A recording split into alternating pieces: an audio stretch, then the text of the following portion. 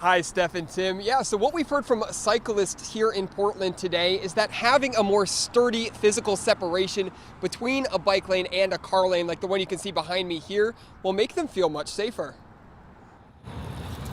I know my wife and my family feel like anything the city can do to make bike commuting safer for everyone should be undertaken. Jim Giuliano is an avid bike rider, often using it as his main form of transportation around Portland.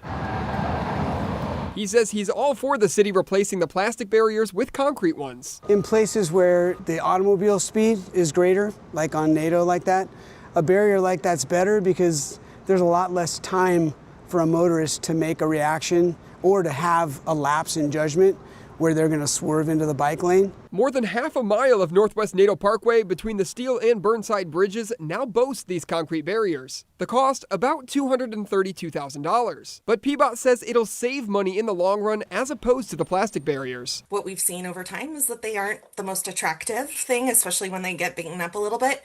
And they actually are more expensive for us to maintain. And these physical protection barriers, these cement curbs, really do a lot to make biking a lot more accessible, a lot safer, and just get a lot more people using the infrastructure. Kyle Johnson with Bike Loud PDX took the newly updated bike lane for a spin and adds that he thinks this is an improvement for motorists as well. I think it works a lot better for car drivers too, to know that there's sort of this physical separation between them and families that are riding bikes, older people that are riding bikes, and you're not going to have people riding bikes like into the car lanes as well.